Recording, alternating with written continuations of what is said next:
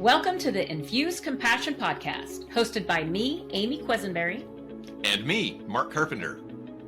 We are on a mission to make this world a kinder place for us all by bringing healthier human connection to communities, families, and organizations of all types and sizes. Our goal is to create stronger relationships, more inspired teams, increased trust, and improved results. So let's get started with more ways to infuse compassion into our world.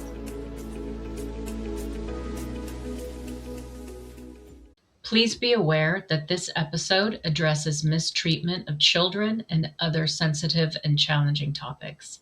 It may not be appropriate for younger audiences. Hello, Compassionators, and welcome to this episode of the Infuse Compassion podcast. So glad to be here with you. Glad to be with my friend Amy as we reflect on the conversation that we just had with Tammy Rene. Now, that was last week for you. We recorded this right after we had that conversation. And so I'm going to throw it to my friend Amy after I give this little pitch. Make sure you go back and listen to that episode if you missed it, because there's some real power in there, talking about coming out of some dark places into some light and hope. So, Amy, what were some of the major takeaways you had from our discussion with Tammy? One, that she's just an incredibly beautiful soul. As Mark, you and I were just chatting about, it's hard for my brain to comprehend how somebody could have gone through such extremes of abuse and devote their life to creating and finding and sharing the light. How beautiful this woman's soul is to be able to experience and to have. It's really, there are a lot of healers in my life that are so evolved in their soul's evolution. She reminds me of these healers that I have in my life that have wisdom beyond what just your typical person walking the planet has. And this is an example. In your intro of her, there was a phrase that you said of, we are called to go through. Okay, I didn't get all the words right, but it was that was the core of it. We are called to go through. I wrote it down. And then later in our episode, to continue that thought, she said, there has got to be something good as a result of going through something so dark. That's next level of being able to get yourself out of the darkness, to forgive, to release, to move on. And I think that her words and her wisdom is just such a gift for us all to experience. Yeah. And so while you were saying that, I went back to the introduction that I have written down here. And the phrase that we had in there that she actually gave us, and this is a quote from some of her work. I think it's from her book. Regardless of the pains and heartache we are called to go through, all of us can find light and hope. Yeah. And I love the point there that all of us are called to go through certain pains and heartaches. And we can look at other people and say, oh, they had it worse than me. Or other people and say they had it better than me. But we're all called to go through different challenges in our life. And I think part of that calling is to find our way to the light from those dark places, wherever our dark places might be. She made a comment in there about even in her darkest places, she hungered for light. And I think that's a natural human tendency. I think it's a natural biological tendency, not just with humans, but with other living organisms in the world too. You think about plants or flowers that will follow the light. They'll follow the sun. I think there's something natural in us that craves light. I had an opportunity in December to spend 4 days in Alaska. Now, December in Alaska is two things: cold and dark. The high temperature the time I was there was -7 degrees Fahrenheit. Low Okay. temperatures were -22 degrees Fahrenheit. Okay. Oh, The sun only comes up between 10:30 a.m. and 3:30 p.m. because you're so far north and that's right. so close to the winter solstice that you just didn't have much daylight. And even the daylight you had, it felt like it was dusk all the time. Mm, And I remember thinking, this is fascinating to visit here. It'd be really hard to be here all the time. And they even mentioned that they have in their houses, they have what they call happy lights. And it's light that emits the kind of light you get from the sun. And people need to have that, or you sink into a really deep depression without having mm, that kind of light in your life. yeah. And I'm just using that as an analogy for emotionally when we're in dark places, we crave light. And so we have to find ways to get to that light. Hmm. Yeah. And that's such an important part of the journey of the soul, right? And that's what's so powerful about what she calls out is sometimes we can get caught in the trauma of our past, which is preventing us to moving forward into our present day. And there's no blame or judgment here at all. That's not what I'm trying to say. I've been there myself where I've been stuck in the trauma. And when I think about her perspective of and her her incredibly wise perspective of what we are called to go through. This was part of the soul's journey to experience this. And so, what are we going to do? We've experienced this. We've literally been in hell. What now? What now? Because there's better, there's different. Let's go find that. And just her she said at one point, I crave the light. I crave the I'm looking at my notes right here and I'm like, where is it? Where is it?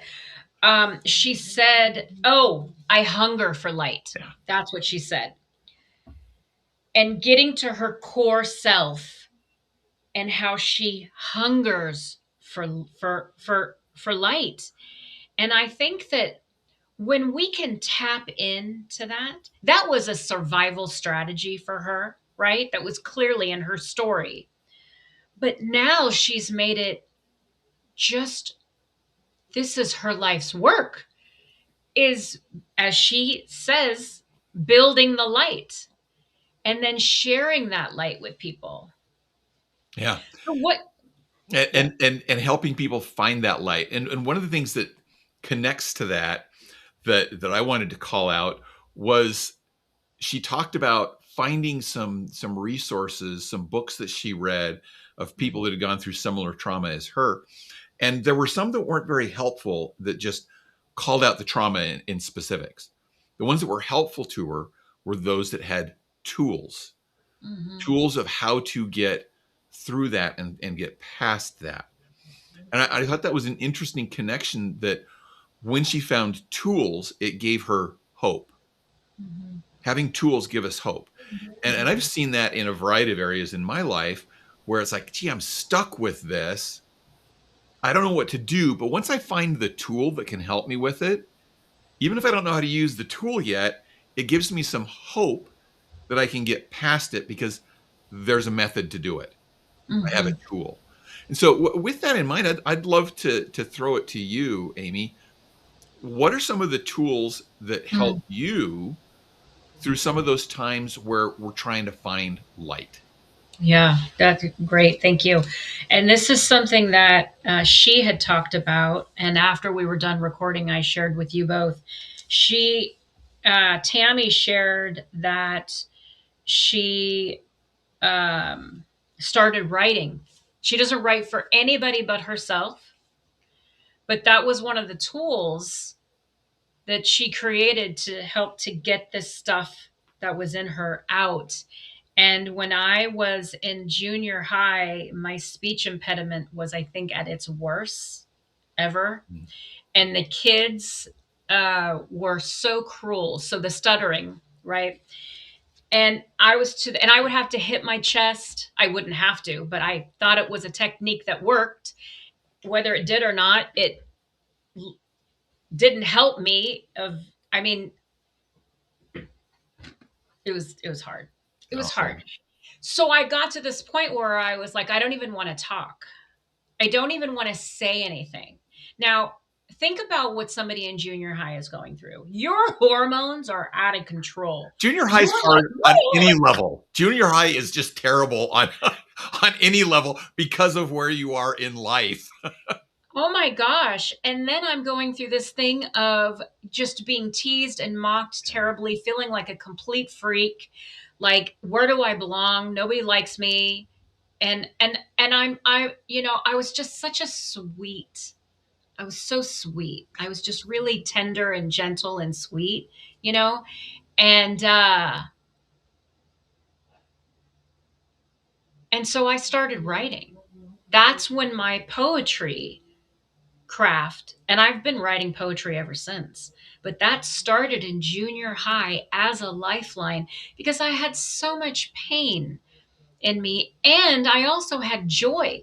I had these stories to tell, but I didn't feel safe enough to share with most people. So I started writing, and it was such an incredible lifeline to the light. Yeah. So that's mine. That's one of mine, but I'd love to hear one of yours, So Mark. I'll take the other one that Tammy mentioned, which was music. Mm, And we had an after conversation with Tammy a little bit more about music too. But I can get lost in music, and when I'm feeling down, and I remember junior high time frame. Okay, my mom would come down and say, "Quit banging on the piano," but that was where I would let my frustrations out. mhm. Okay, and Yeah. and as I grew a little older and it was less frustrations, it's just a way to get lost and kind of separate from other places, just to get lost in the music. Yeah. And so there's the music there too. Um, there's so many different tools out there, and that's one of the reasons I wanted to bring this up. Mhm, Is you shared one, I shared one, Tammy shared a couple that she has. Our tools are not necessarily the right tool for everybody, mhm, but find that tool that works for you. Find a tool that helps you, that brings you to light or mhm. separates you a little from the darkness.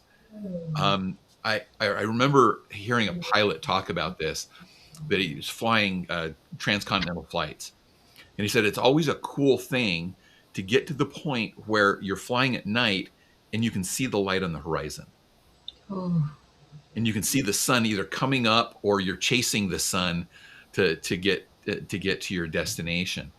And he said, I had the realization that the light is never gone. The light's never gone. When we feel in darkness, when we are in darkness, mhm, light is obscured, but it's not gone. mhm.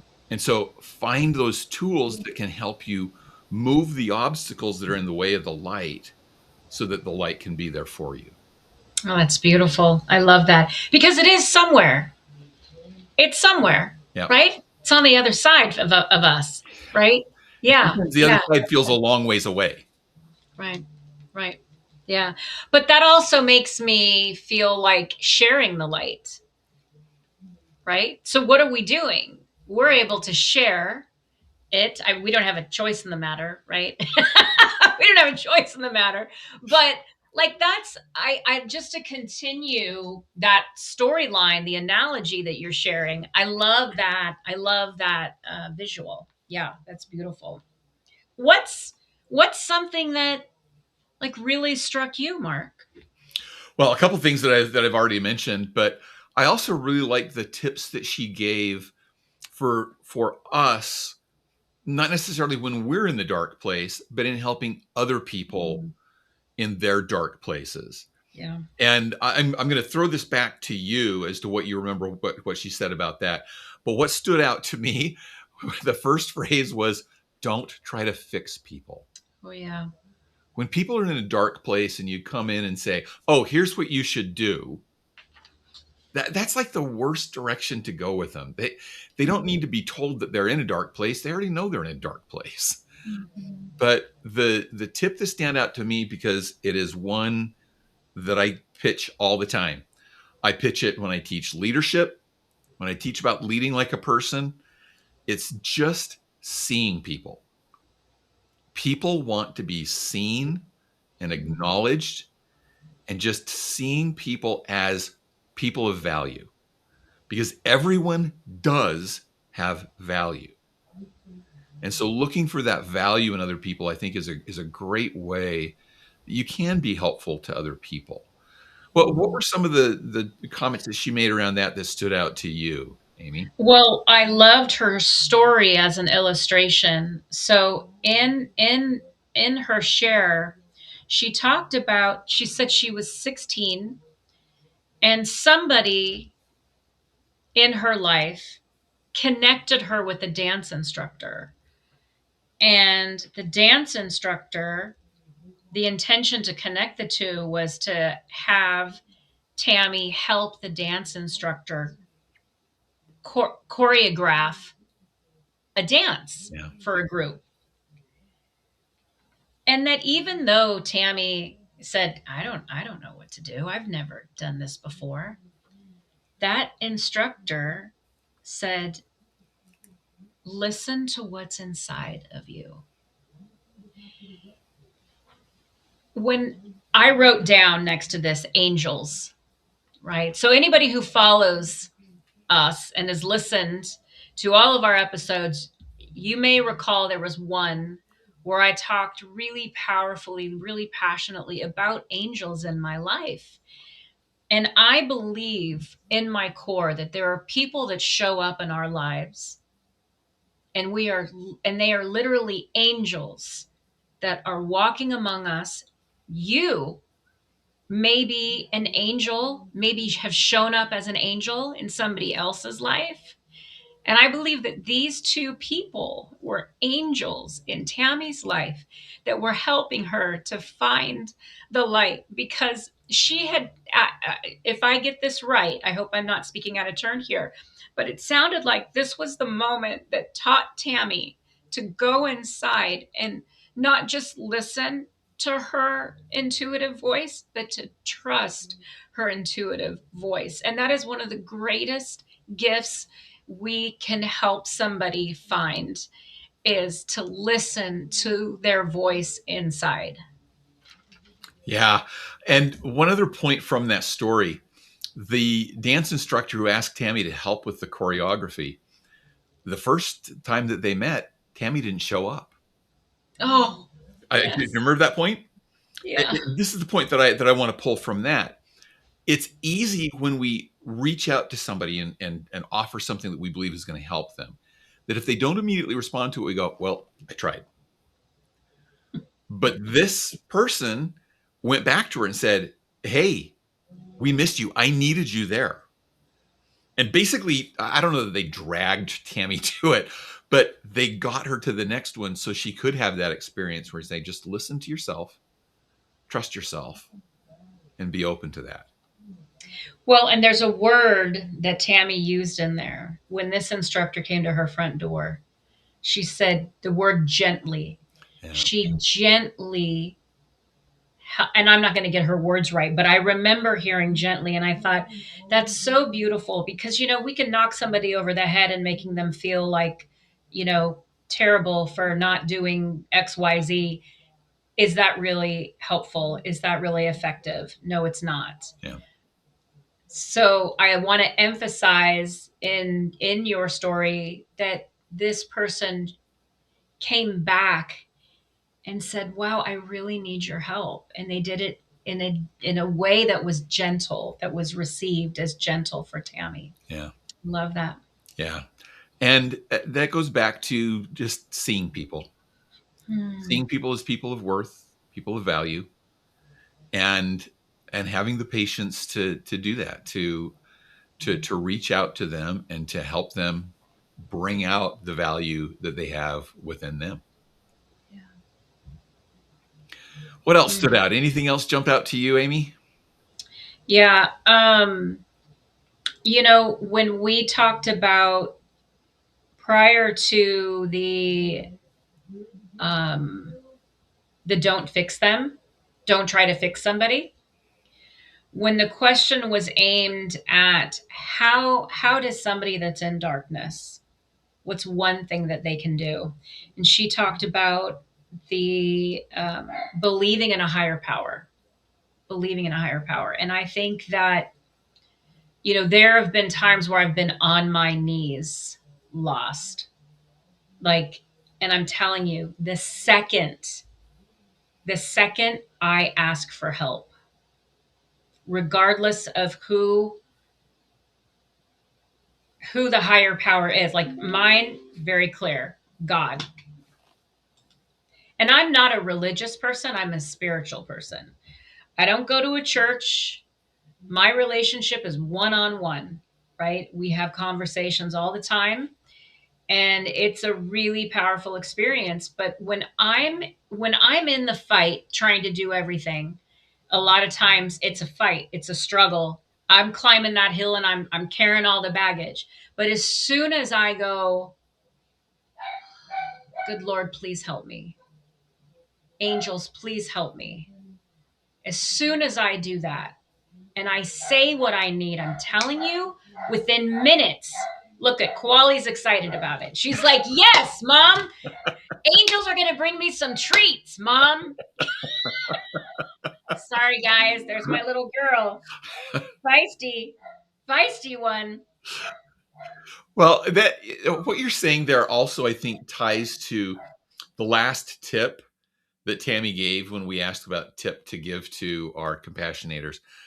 And it is amazing to me how often this comes up, because her focus was self-compassion. Have some compassion for yourself.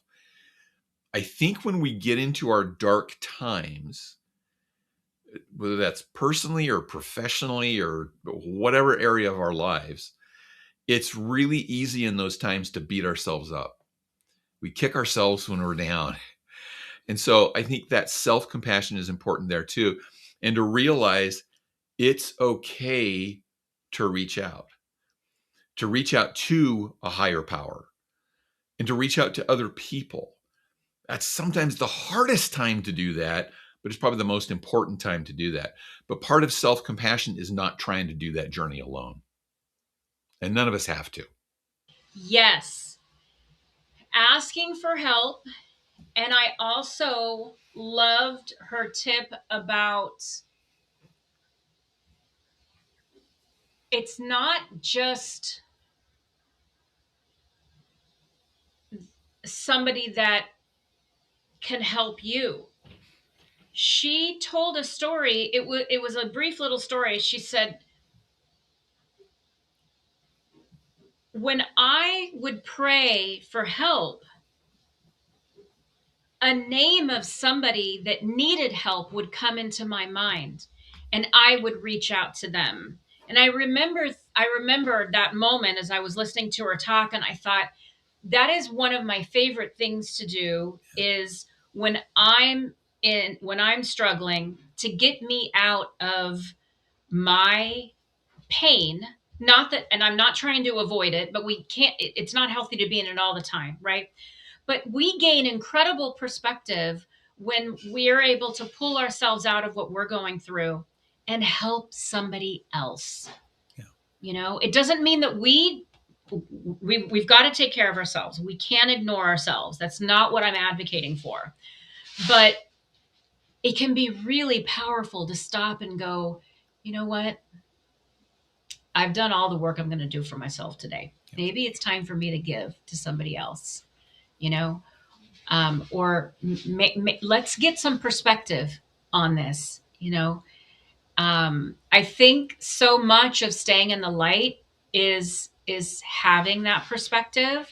There's a conversation that I was having with a friend of mine yesterday, and it was so beautiful that he and his wife are going through some things, and he said, uh, we could sit and we could be in misery and we could be in a really dark place, but when I stop and think about it, it could be so much worse than what it is.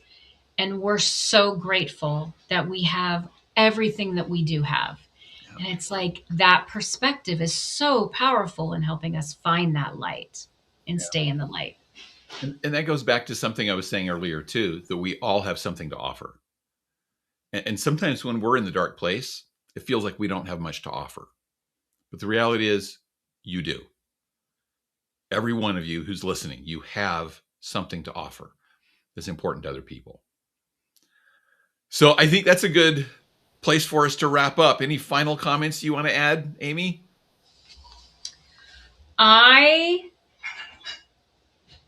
You know what? I do have something there. And this is really important because so much of the time we are at conflict with our thoughts because it goes against the way we were raised from a societal or a family perspective. And she said, the more I liked me, the more I didn't want to see my parents. That's tough. Yeah. That's tough, right? And I think that when we've gone through trauma, when we've gone through abuse, and it's important for us to honor our truth, our reality, our experience. And sometimes that means putting a boundary, some space between ourselves and the people who cause the trauma in our lives, even if it is our family. Sometimes that's what needs to happen.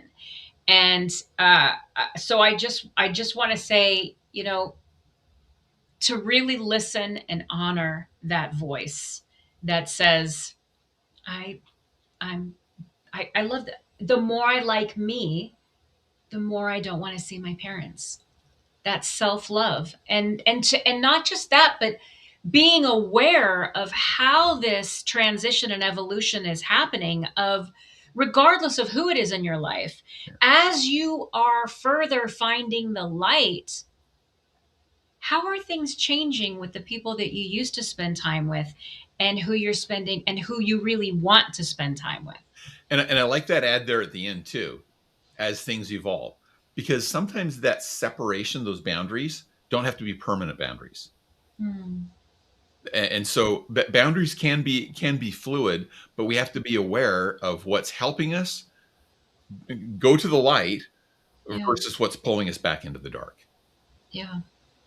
Well, thank you. I'm glad I got to add that last piece. I think it's really important. I'm so grateful that you made the connection with Tammy and invited her to be on. This was really powerful. Tough stuff to hear. But and again, if you haven't listened to that episode, go back and listen to it. Go back and listen to last week's episode, because it'll be powerful for you as well. All right, friends, thank you for joining us. Have a great week. Let's go infuse compassion into our world. Find your people you love and give them big hugs. Thank you for joining us for this episode of the Infuse Compassion podcast. If you enjoyed the conversation, please share a review and like the podcast so other compassionators can join us. Until next time, let's all do something each day to infuse compassion into the world. For more information on our guests, see the show notes. For more information on Mark and Amy, go to infusecompassion.com.